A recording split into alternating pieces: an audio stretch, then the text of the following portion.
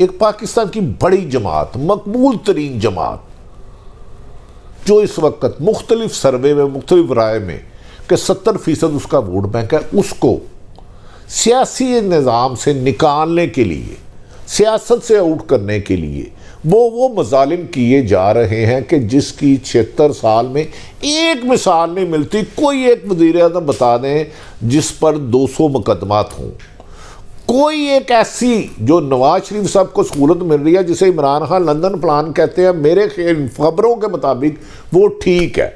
मरियम नवाज इजहार कर चुकी कि जी मैं पाकिस्तान तब आऊँगा जब इमरान खान की हुकूमत ख़त्म होगी। वो हुकूमत 9 अप्रैल 2022 को ख़त्म कराई गई। साइफर एक आया, साइफर को उन्होंने काबीना में लेकर गए, सलामती कौंसिल के इजलास में डिस्कस हुआ, लेकिन हुकूमत ख़त्म की तो माजी में जो हुकूमतें ख़त्म होती थी, दो दफ़ा पीपल्स पार्टी की नून हुई, लोग खुश होते थे, लेकिन लाखों की तादाद में 9 अप्रैल को जो इमरान खान की हुकूमत में अगले दिन लोग निकल आए। लोगों ने रिएक्शन दिया कि ये क्या मजाक बनाया कि हमारा जो वोट का हक है 5 साल बाद एक हमें मिलता है, इस पर डाका मारते हो। लोगों ने उसको नहीं माना।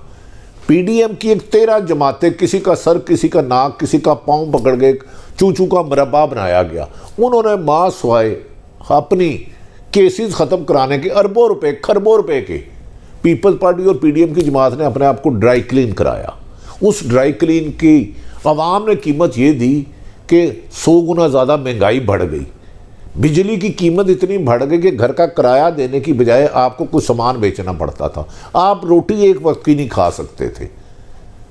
इनके जुल्म सितम की दास्तान रही। फिर जब उस वक़्त पीडीएम की हुकूमत ने, एक सियासी जमात ने अपना आईनी हक इस्तेमाल किया। माजी में भी लॉन्ग मार्च होते रहे, माजी में भी जलसे होते रहे, माजी में भी जुलूस होते रहे। खुद इमरान खान की हुकूमत में बिलावल ने लॉन्ग मार्च किया, मौलाना फजलुर रहमान ने किया, लेकिन जब इन्होंने किया तो इन्होंने वहशियाना तशद्दुद किया, गोलियाँ चलाई, लाठीचार्ज किया, शेलिंग की, मारदाड़ की, पकड़ दी। लेकिन आवाम में आहिस्ता आहिस्ता मुस्लिम लीग नून और पीडीएम में फासला बढ़ता गया और इमरान खान ने इस फासले को अपनी तरफ समेट लिया।